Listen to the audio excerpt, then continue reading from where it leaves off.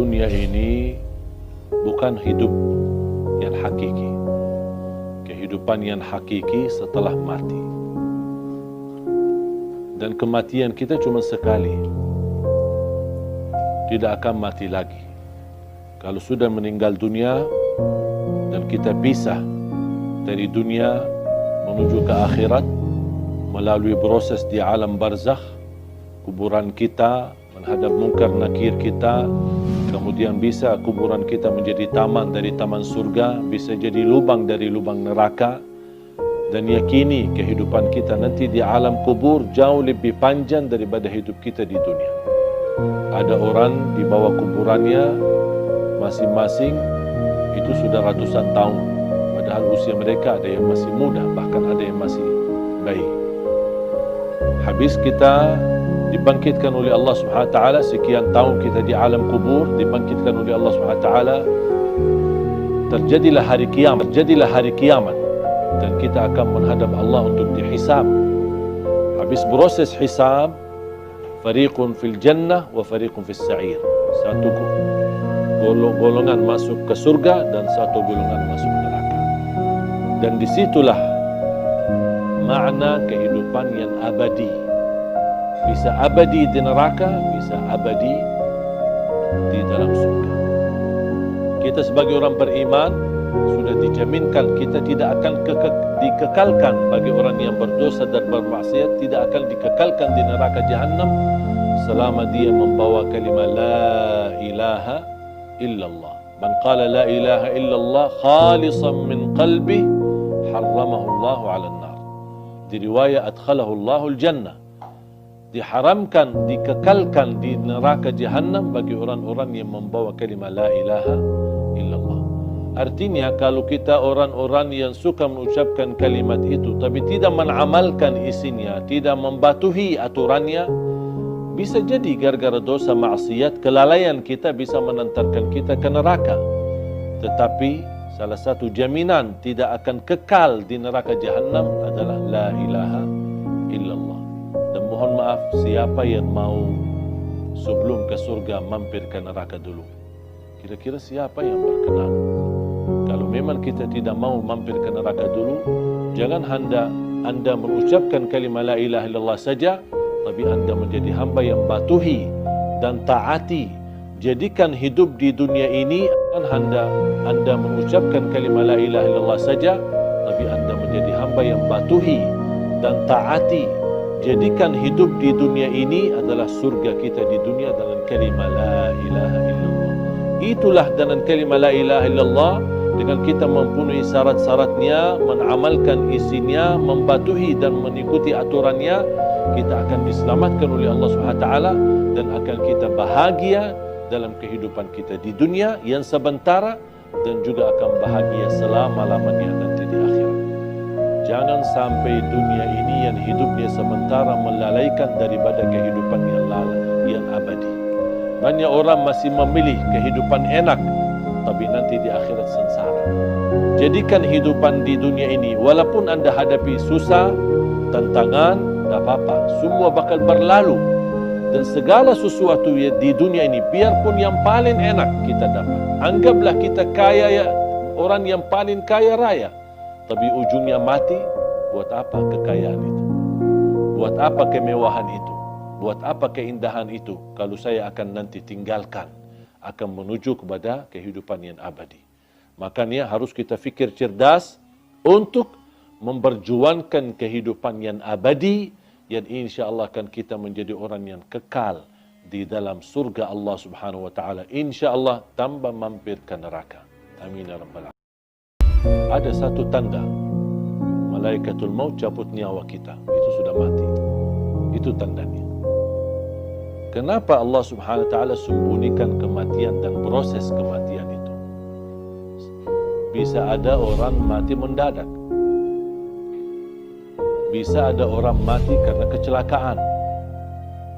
Bisa ada orang mati karena apapun terjadi. Bahkan bisa ada orang karena sehat, tidak ada apa-apanya, justru dia merawat orang tuanya, pulang pergi ke rumah sakit, malah justru anaknya yang mati duluan. tidak ada yang bisa memastikan dan membuktikan ada tanda-tanda sebelum kematian. Tidak ada tanda melalui mimpi, tidak ada tanda dalam tubuh kita atau akan terjadi di waktu asar atau di waktu yang lain, tidak ada tanda sama sekali. Yang diberikan tanda kedekatan kematian adalah orang-orang yang tua, yang sudah tumbuh, rambutnya putih, sudah terlihat dari segi fisiknya lemah, dan banyak semakin tua usianya berarti sudah tanda mendekati kematian.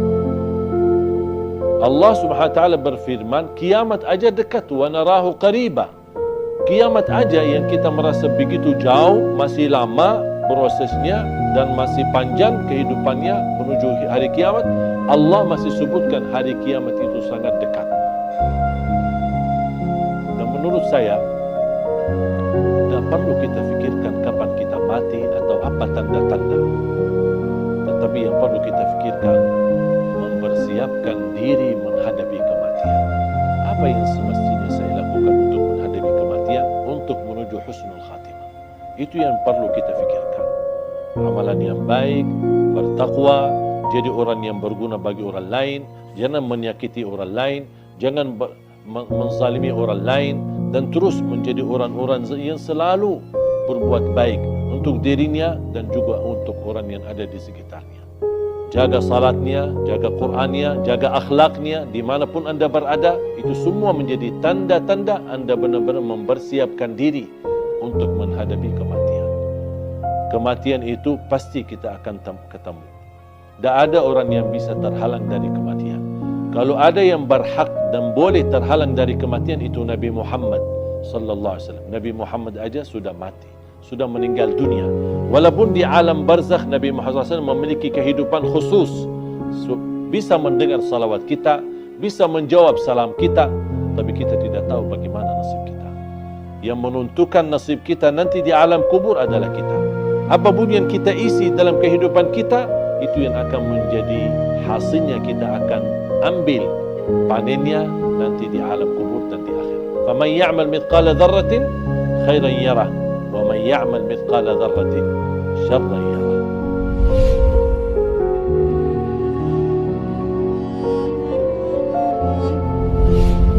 Perkataan ruh seorang yang sudah mati berada di ruang rumah kita. Ada yang berkata selama 33 malam, ada yang sampai 40 malam. Kasihanlah, ruhnya lagi diam di rumah, jasadnya di kuburan. Terus ngapain jasadnya di situ? Kasihan sendirian. Kalau orang sudah di alam kubur, kemudian akan dikembalikan ruhnya. Buat apa Allah kembalikan ruh? Supaya proses langkah awal hisab. Tapi hisab yang masih istilahnya ringan, menghadap mungkar nakir. Ada beberapa pertanyaan yang perlu kita jawab saat menghadapi mungkar nakir.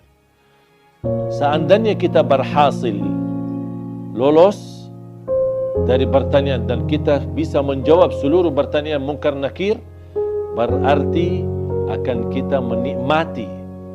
Kalau lagi menikmati di alam kubur, bahagia, kuburan kita menjadi raudhatun min riyadil jannah, taman dari taman surga. Buat apa ruh kita keluar dan diam di rumah kita selama 40 malam?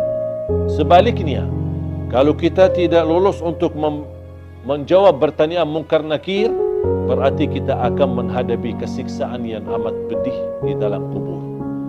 Dan tidak mungkin orang itu saat disiksa masih nyawanya bisa jalan-jalan kemana-mana, termasuk mampir ke rumah dan diam di rumah selama 40 malam.